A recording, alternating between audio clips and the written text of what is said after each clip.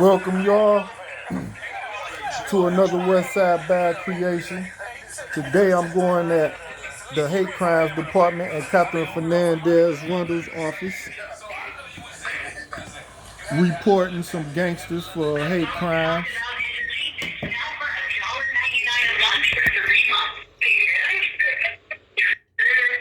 Listen to the games they play.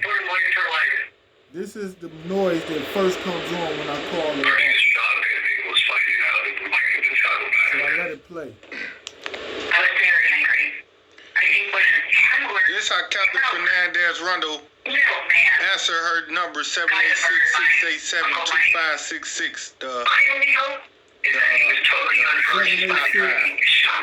786-687-2566. So I call the number and it just send me to the hate crime unit and my go straight to what you want now. I calls it, and this is what answers. And go to a voice. It's not a voice note. It answers if you're not saying it. So I just hear the sound.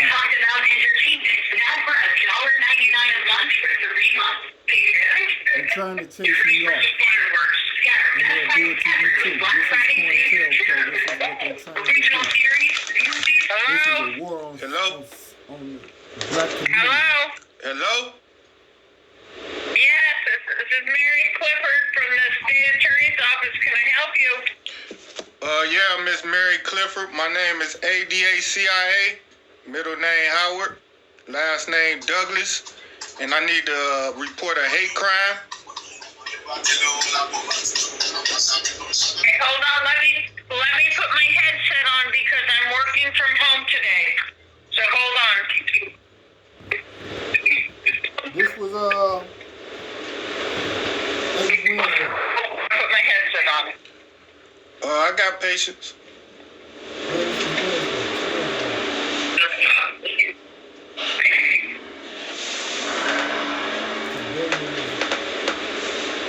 I'm working from home, so. Are you there? Yeah. Okay. Let me get a pen and some paper, and I'll start taking your information down. This the number for the to report being a victim of a hate crime, right? Yes, it is. Yeah, I was a victim of a hate crime. I'm a black male. I was beat up by two white men as they strangled me and called me niggers and said they was gonna kill me. Well, I'm sorry about that. That shouldn't happen today. It's all right. I believe Kathryn Fernandez Rundle gonna make them sorry about that. Yes, we have a hate crimes unit that takes this stuff very seriously. So, let's start with this. Let me turn my TV down. Hold on. Okay, what's your name? ADACIA, middle name HOWARD, and the last name is DOUGLAS. Spell that. Spell it. Okay, and what's the phone number you can be reached at? Well, on January 14, 2019, two white males attacked me on 118th Street, Northwest 7th Avenue, right there by North Miami, Florida, the borderline between North Miami and the city. And the guys, yeah, they was police officers too. One was plain clothes. His name was Funderburg Lee. He stopped me first, and he started strangling me as I was walking down the street, public street, not committing any crimes. Handcuffed me, threw me on the ground, took my phone and money, and started going through my phone to delete texts that I had, video recordings that I had recorded of different interactions between the police and myself, like I'm a cop watcher. So what he did was took my phone and deleted the videos that I had of prior incidents with officers. And he was going to throw me in the backseat of his car. And as he was putting me in the backseat of his car, he threw me over the trunk of Officer Zane Jones. That's Z-A-N-E, last name Jones, J-O-N-E-S. He threw me over the trunk of his car and started strangling me. saying, I hate you, nigga. I'ma kill you, you black bitch. I hate you niggas. I hate you, you fucking nigger. Die, nigger. As he was squeezing my throat with all his might. And the incident was caught on Officer Zane Jones' body-worn camera footage as well. And I believe the officer named Funderburk Lee, Funderburk, last name Lee, Lee. I believe he had a body cam footage as well, but I don't know if he turned his in or whatnot. I don't know how that go. The situation lasted for me in court over 3.5 years. So from January 14th, 2019 to just July the 11th, 2022, I was going to trial for it. And the video footage, the body-worn camera vindicated me, showed that I was innocent. Cases was dismissed in my favor. But I still feel that the officers, now I'm pressing charges against the officer. Okay. What else do I need here? And the charges that, if it's important, the charges that they claim to been arresting me for was to give me a trespassing warning from a McDonald's that was a block away, and resisting arrest, since I was resisting him giving me a warning from staying from McDonald's. They charged me with resisting arrest and a fake charge of battery on the officer to justify him using excessive force on me. But I never committed the battery. It just was his justification to use excessive force on myself. And you will see it when you investigate. The officer never even used Funderburk Lee, and his partner never filed a use of force report. They tried to, cover it up.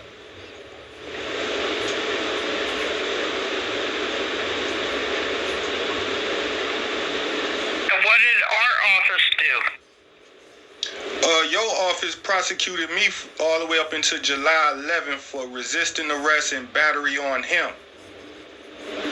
The officer Funderburk Lee went missing in action from the day of the arrest. He never cooperated with the state. He never came in for depositions to give his side of the story because he was caught dead wrong on body-worn camera. And the state, your office, had never refused to look at the evidence in court. So it wasn't until trial date they threw it out. The charges against me. So there's no action. I don't know if no action or no proceed. I get those two wrong. But yeah, they threw it out after 3.5 years on my trial date. Because the body camera footage showed that the officers have violated the law and used excessive force, unlawful force, and a hate crime by calling me niggas and saying I'ma kill you nigga. While he strangled me. This was 6 months before they killed George Floyd in a similar manner.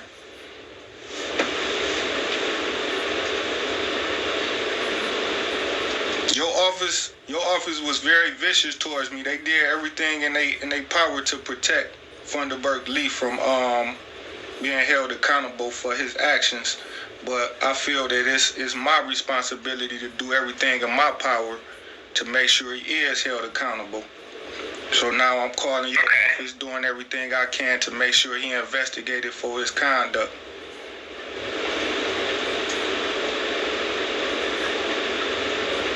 Okay, let me, In another note, you can take this note. I've been a victim of, numerous attacks. Usually, perpetrators working on as friends of guys like Funderburk Lee and Zane Jones. They're just like they're seeing guys to buy drugs and do undercover busts.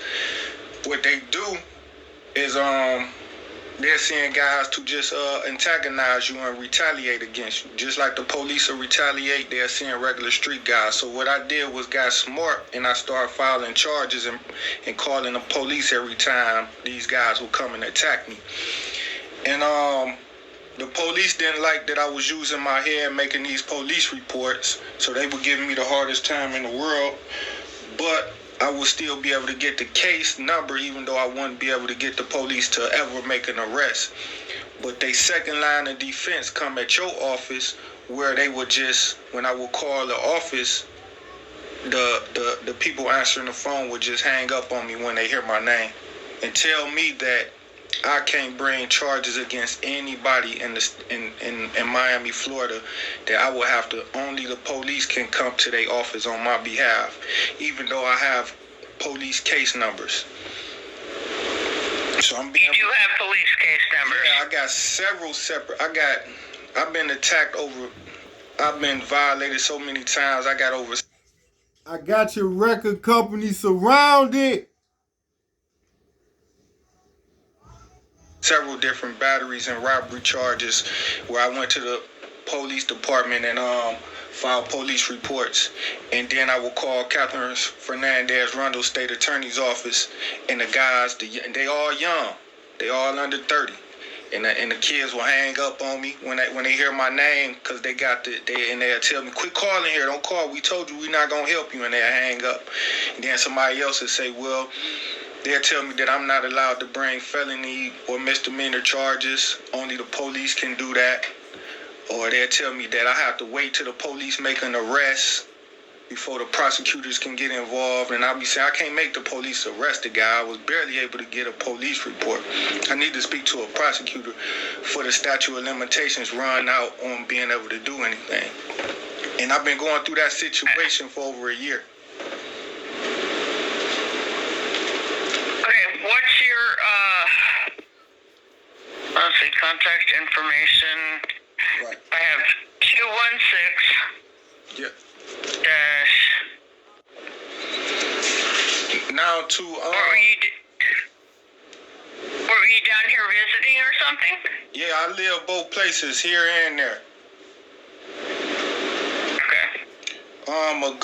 To be able to really access the video footage, I was arrested and charged under case F19-000901. And charged with 1 count of battery against Funderburg Lee and 1 count of resisting arrest without violence against Funderburg Lee. And it was F19 000-901.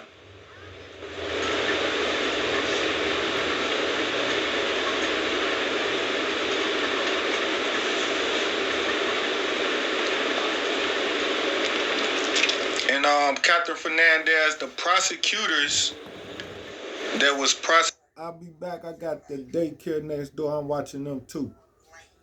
This is career just as hard as the shooter hit the QC label. This how hard, equally as hard as I'm hitting Kathryn Fernandez Rundle State Attorney's Office. This is why they hit QC label. Accused me for those charges had involved themselves in some very criminal, corrupt activities. I don't know if y'all would deal with that, because it's sort of not, I don't know if it's considered hate crime, but what they tried to do was alter and delete the scenes within Zane Jones' body camera footage. And that is an additional crime of obstructing justice and tampering with evidence. And they did do that in my trial. And I have the altered video footage to prove it. And it showed that the tape is like scrambled, deleted scenes and everything. But you can still see the officer still using excessive force on me.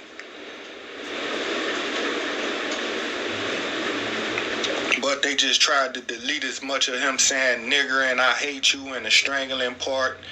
So the footage like zones and jumps around and you can clearly see it's like deleted and edited scenes there. And I addressed that in the court for the last year. But of course, you know, it's me versus the entire courtroom. Yes, I understand. Okay, I'm trying to log your information in. You say you like Donald Duck too? I love Donald Duck. I love Disney. Yeah. He good luck. He a good luck energy. He bring good vibrations. He does.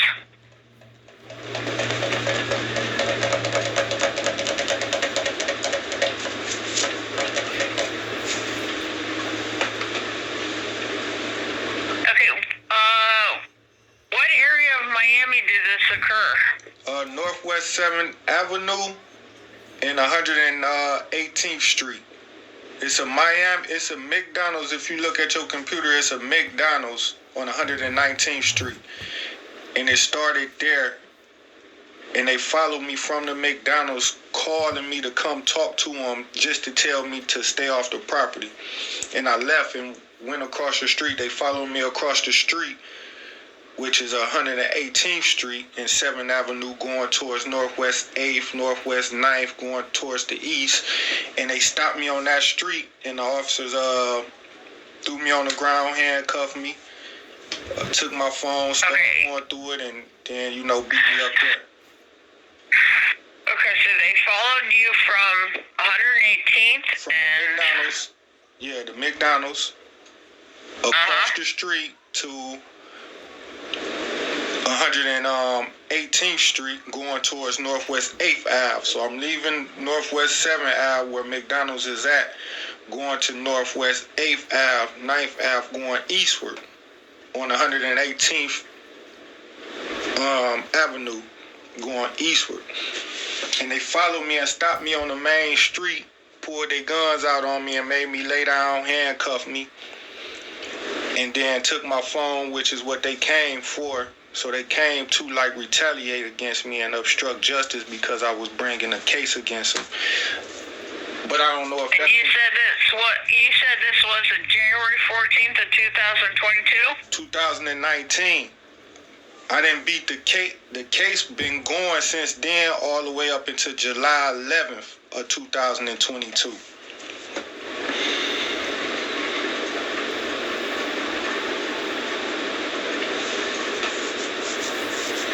And the entire department is so crooked, even the Internal Affairs refused to investigate Funderburg Lee, Miami-Dade Corrections.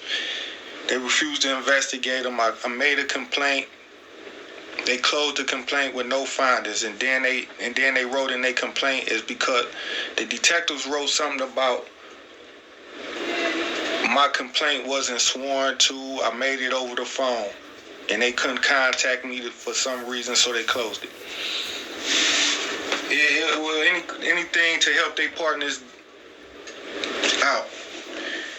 And I believe if Funderburg Lee get Kathryn Fernandez Rundle get a hold of this case, it'll be a easy conviction. You got two white men standing over me, squeezing my throat with both hands, saying, "I hate you, nigger, nigger. Die, you black nigger. I hate you, you black bitch. You die, you motherfucking nigger." You would have thought it was a rap song, the way he kept calling me a nigger.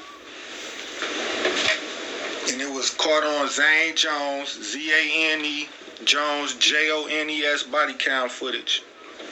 Mental note, I called Benjamin Crump the day that happened. He hung up on me, told me don't call him back no more. He had already talked to my mother and father. He's not working on that case or any other case of my concern. He's not working against Miami-Dade and Kathryn Fernandez Rundle. And if y'all catch him, call me, y'all, so I can bring this to his attention to show he really two-timing. So I'm at Benjamin Crump too. If y'all love him, then y'all probably ain't gonna want to fuck with me.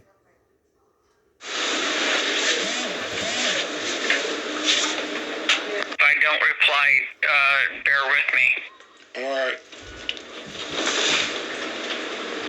In the state that was prosecuting the case from the beginning of my trial, they refused to, provide discovery, the body cam footage, and always was making plans to go to trial without it. And then Funderburg Lee refused to come in for depositions. So after about a year of him being void, they kicked him off the case. Well, I had to kick him off the case from not coming in for discovery. And he was the arresting officer and the accuser. court case or police case number? His police case number, his police report. I got the let me look. Yeah, it's here. Let me look for it. It's gonna take me a minute. Let me look for it. It's gonna take me like 2 minutes. Go ahead. Through. Give me the police case number.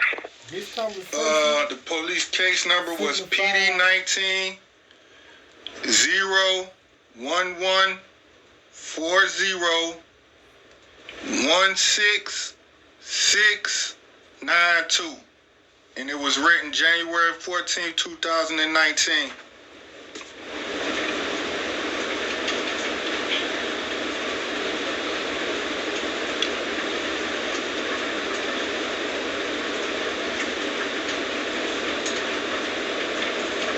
Do you have any videos or photos? Yeah, it was caught. I got the evidence of the altered body cam footage that they gave me, and that will be public corruption, definitely.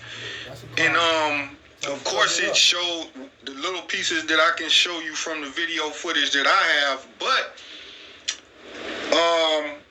your office got it.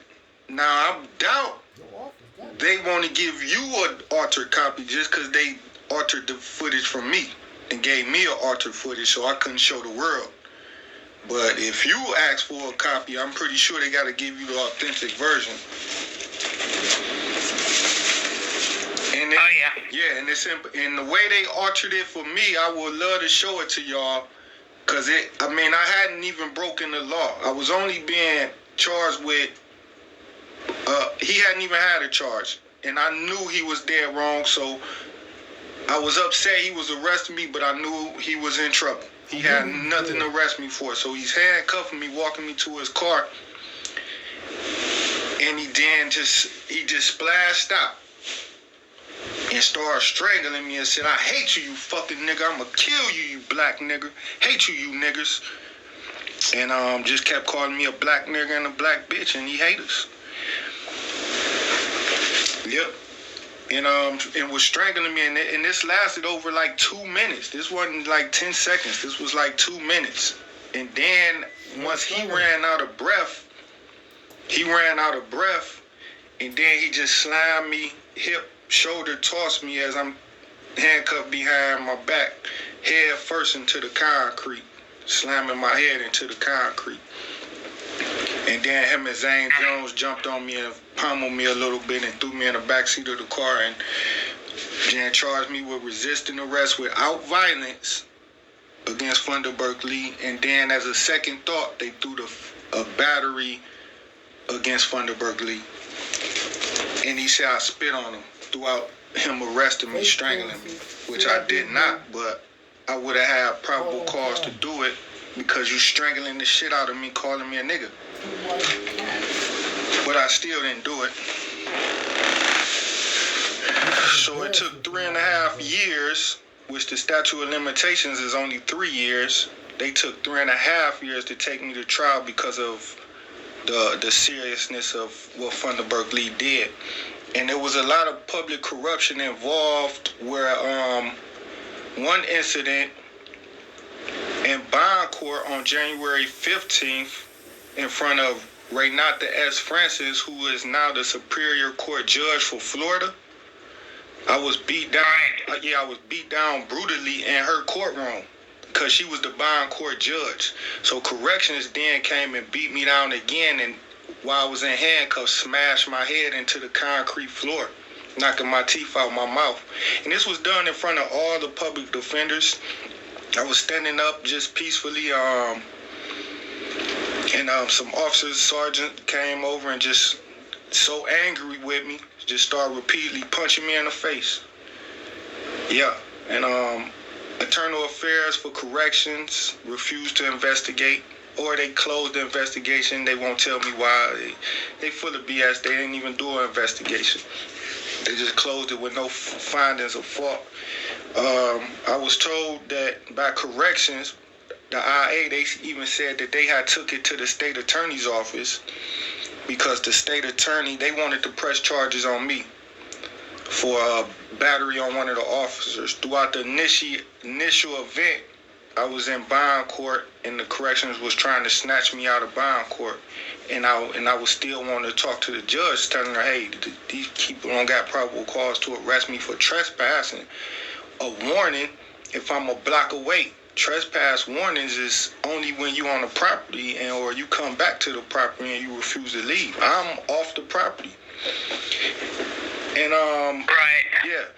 That's why I eventually won the case, but it was already a conspiracy for them to throw me in the slammer. And so I resisted them at first taking me out of court from speaking. And it was a small struggle. I didn't assault no officers, but I just refused to allow them to take me out of the courtroom. And then once they got the situation over and under control, they then allowed me back on my feet. You know, they brushed me off. We had a nice conversation. And now I'm waiting in the day room area where all the other defendants is sitting at with the lawyers. And some hot-headed officer, sergeant, then comes back over so angry, he then turns back over and pushes his guards out the way, and you can see them wrestling with him. You can see I'm sitting there peacefully, and his officers is wrestling with him, and he pushed them out the way and started punching me in the face. And they grabbed him again, and he broke free again and started swinging at me and punching me in the face again. I didn't move out the way or even try to move out the way, you know, because, yeah, why? And then they took they took me into the hallway, threw me on the ground, and while I'm on the ground, still not resisting, a couple officers grabbed me by my braids and started slamming my head into the floor, breaking all my teeth and out my mouth. And then they made me wait 2 days to see a doctor, so I had to eat with broken teeth just to go see a dentist the next day, who told me to come back the next day and they'll start working on me. So I had to eat with broken teeth for like 2 or 3 days.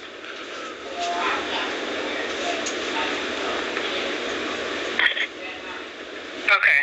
I'm going to send this to the on-call hate crimes attorney, and we'll see what we can do. It actually sounds like public corruption, but it's a combination. The attorney will... I believe it may be a combination. It's a combination, but it may be, it's his decision to make, not mine. Yeah. And the third installation to this, believe it or not, this is the honest truth. Judge Carmen Cabarga was eventually assigned to this case. And on August or September at a hearing, like I had a hearing with her maybe on the 7th or the 8th of August or September. Right. She had attacked me violently in her own courtroom. So I was beat up 3 times. Once by the arresting officers, once by correctional officers in bond court, and once I was bonded out, I was a free man representing myself pro se, and Carmen Cabarga ran off the bench, ran around the entire courtroom to where the defendant booth was at and started swinging punches at me to fight me. I filed a police report against her too. I pressed charges. And that's another reason why the state attorney's office refused to answer any of my calls, but I do have a police report against her.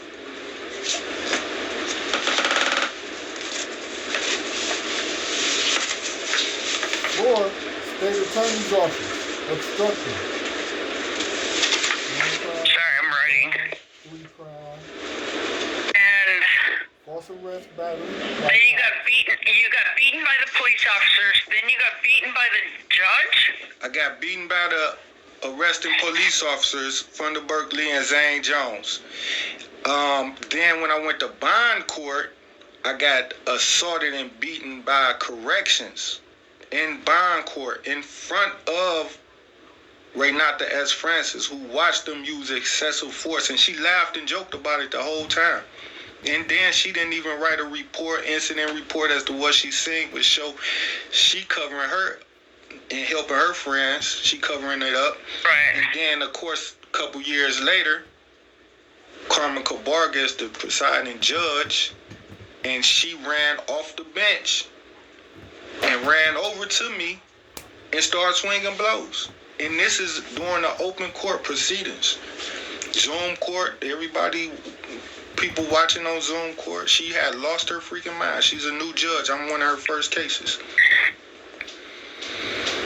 She tried to I didn't attack her. I just, blocked myself, moved out the way, kept backing up to keep her from, getting really hurting me. And she came to fight me like a real street fist fight. Good. And I went and filed charges on her that next week. This at in Doral at the main station.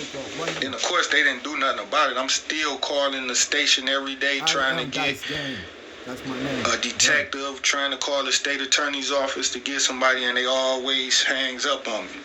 Always. Sheriff's officer.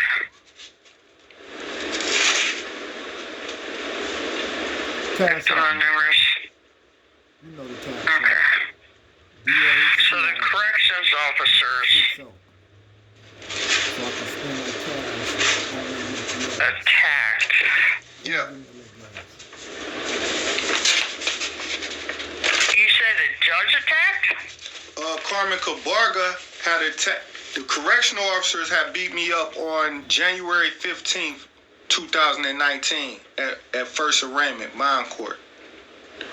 And Carmen Cabarga physically assaulted me, fought me in her courtroom, 2021, September. I think it was September. It was at a hearing. Maybe the hearing was on the 7th or the 8th. I always thought it was August, but all my paperwork said it was September. So, I don't know if. But it was one of those months. September, probably was September, like the 7th or the 8th at the hearing. And then I had wrote a motion to recuse her for fighting me, and every hearing I would bring it up to recuse her, and she would deny it. But yeah, she had attacked me and swung on me to fight me in her courtroom.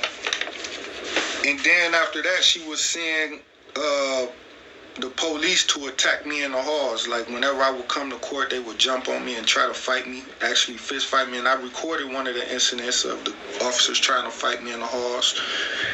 And it's just real violent. Miami-Dade is, I don't know what Kathryn Fernandez Rundle, who was she looking over? Because they got some gangsters in her courtroom and they don't care about the law. And probably her either.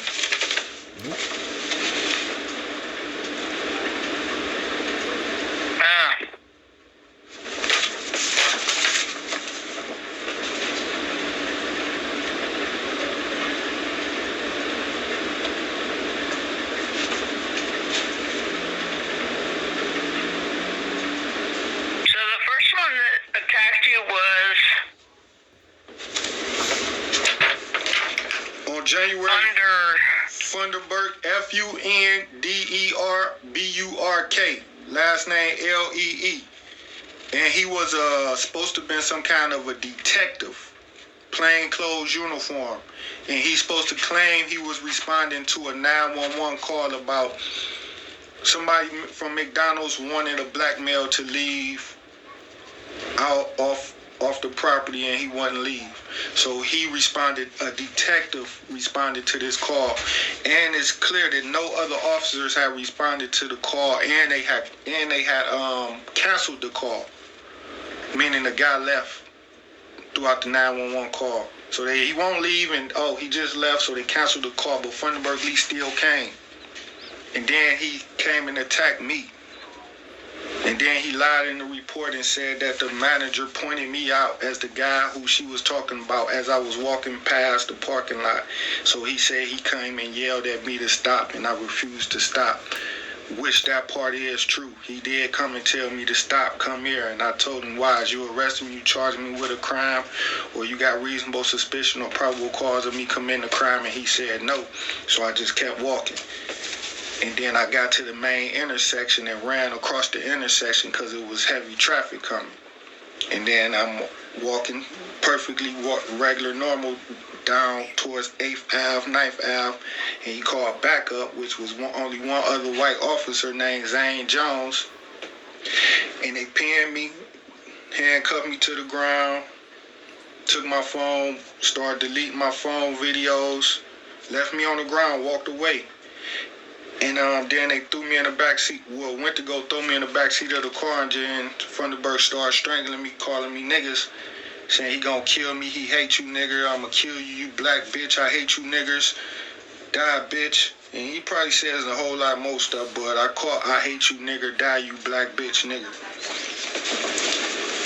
And then the next day on the 15th, that's when correctional officers use excessive force. After they restrained me from me resisting their orders, which they showed that on the news, but after that was done, and I'm now being, okay, assessed, everything is all right, officers then came back up, pushed the officers who had me out the way, and just started punching me in the face again. And then they took me in the hallway, threw me on the ground, and grabbed my hair and just started smashing it into the concrete, breaking up head first. And then they called me names too, but they committed a serious assault and battery right there. And then in 2021, Carmen Cabarga, in September, like the 7th or the 8th, she beat me up in her courtroom. Physically fought. I physically fought the judge in court. What was the original date of all of this? The original date of the arrest was January 14th, 2019. That was the day I was arrested by Funderburg Lee.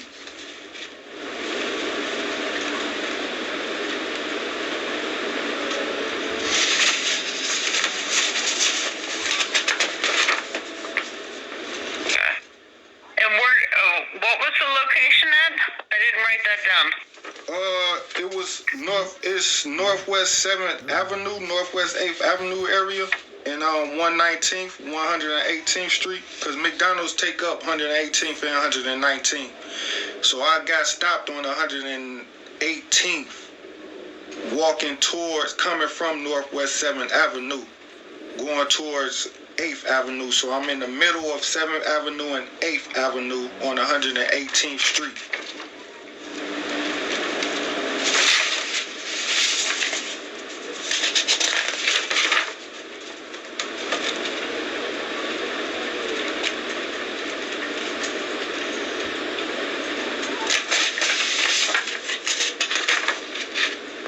Yeah, I was stopped and arrested for resisting arrest and battery on Officer Funderburg Lee, but in reality, they was arresting me without probable cause. I didn't commit a battery, which they said was spitting on him. Said I spit on him while he was putting me in a patrol car, which was untrue. The body cam footage showed that as well. But the guy had actually started strangling me and was calling me niggers and saying, "I'ma kill you, nigga," and was trying to kill me on body cam. And he ran out of breath. That's why I live. If it was Chauvin, he had a little more energy, breath, I probably would have died. But I have more breath, energy. So I live. But he said, "I'ma kill you, nigga. I hate you, nigga." And it was a retaliation hit, because I had a long history with them of false arrest. This was like the fourth charge I had beat of arrest. Once you see my name, it's a long history of violence with me and Miami-Dade Police, City of Miami. There's a lot of hatred there. But they broke the law, not me.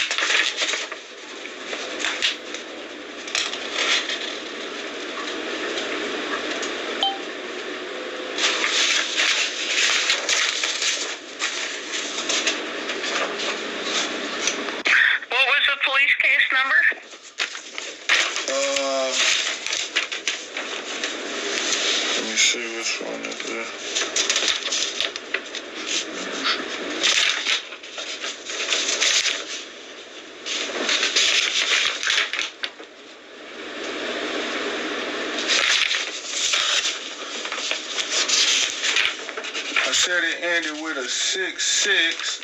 I got so much paperwork. I don't know how I just moved it that quick. Going through other police reports. Let me see if I can find it again.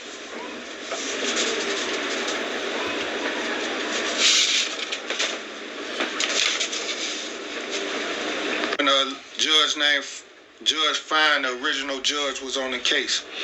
But it's clearly recorded on body cam footage. And then some street people have recorded it on their cell phones as well. But I was in handcuffs, and my cell phone was in their pocket.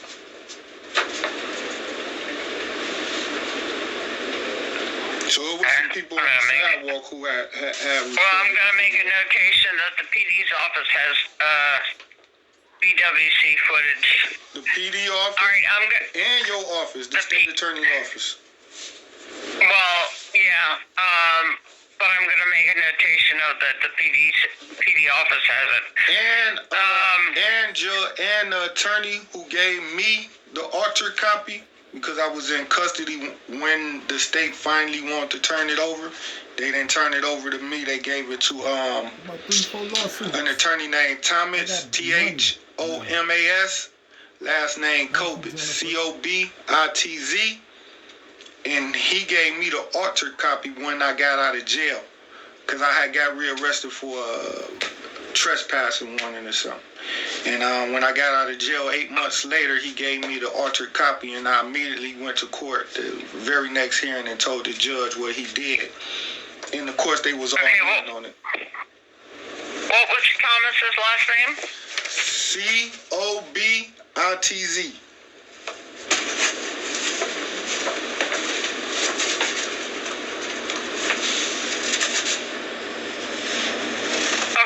What I'm going to do, the on-call for hate crimes, and I'm going to let him know. I've logged this all in, and I'm going to give him an update and let him know. Your first name is ADACIA H. Douglas. Yep. All right. I'm going to let him know, but to be honest, considering it's a holiday weekend, I don't know if he'll get back to you right away or not. Usually they do, but I'll let him know, and I'll give him an update, and I'll give him your cell phone number, and I'll let him know that all of this has been logged in, and he will call you back one way or the other.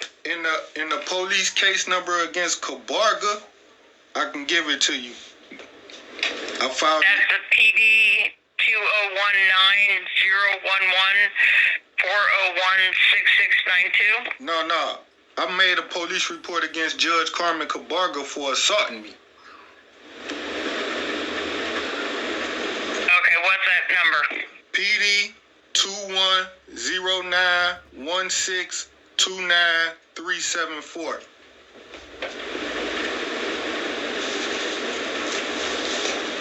On-call know all of that, and they will get back to you as soon as possible.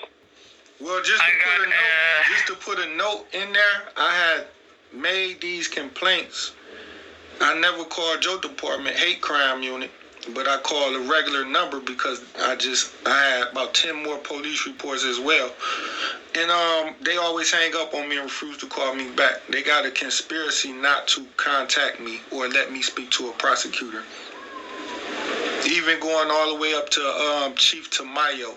He had assaulted me in the state attorney's office. I filed a police report against him, but I didn't know his name, so it was kind of threw under the rug, and I got to update it.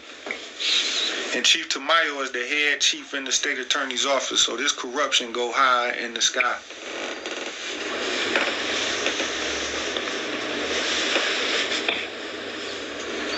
They fighting hard to keep their secret.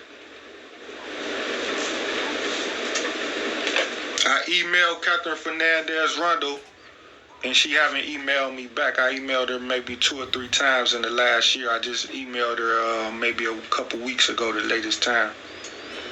Maybe last week.